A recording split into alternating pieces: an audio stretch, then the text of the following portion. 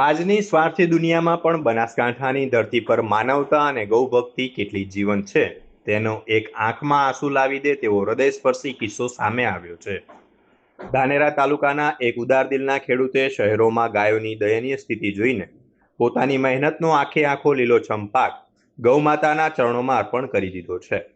આ અનોખી ગૌભક્તિ દાખવી છે ધાનેરાના પ્રગતિશીલ ખેડૂત પ્રકાશભાઈ જોઈતાભાઈ તરકે। તેમણે પોતાના ખેતરમાં રાત દિવસ મહેનત કરીને 5 વીઘા જમીનમાં બાજરીનો મોલ ઉગાડ્યો હતો। પાક બિલકુલ તૈયાર હતો અને તેના પર ડુંડા પણ આવી ગયા હતા। સામાન્ય રીતે ખેડૂતો આ સમયે કમાણીની આશા રાખતા હોય છે, પરંતુ શહેરોમાં પેટ ભરવા માટે પ્લાસ્ટિક અને કચરો ખાતી ગાયોને જોઈને પ્રકાશભાઈનું હૃદય દ્રવી ઉઠ્યું।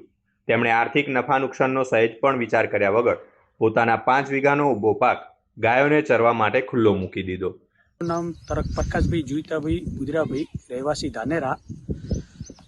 અમે બાપ દાદાનું, મારા દાદા બુજરા બાપુ એ સમયમાં પોતે પણ ઘરે કોઈ ત્યારે ફેરી આવતા તો આપણે જૂના જમાનામાં આવતી પાવલી, એ પાવલી પણ દાણા આપતા ને કોઈને નિશાસો છોડીને પાછા ન મૂકતા। એ જ અમે જોઈ વિચારી અને એમના લક્ષણો અનુસરી આજના સમયમાં આપણા જોડે પરમાત્મા આપ્યું છે, તો અમે પણ મારા 5 વીઘાનું ખેતર છે, બાજરી પાક ઉપર છે, પણ મને એક તમન્ના થઈ કે દેશી ગાયો માટે આપણે આપીએ।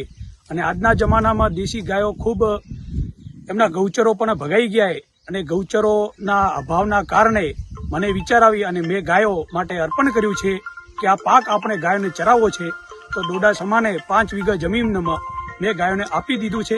અને બીજું કે આજના સમયમાં જોઈને વિચાર આવે, હાલ આપણા અધ્યક્ષ શંકરભાઈ ચૌધરી સાહેબ એ ભાષણ આપતા હોય ત્યારે એમ દેખતા કે આપણે કંઈક પરમાત્માના અનુયાયીઓ છીએ તો આપણે કંઈક જીવનમાં સારું કરીને જઈએ।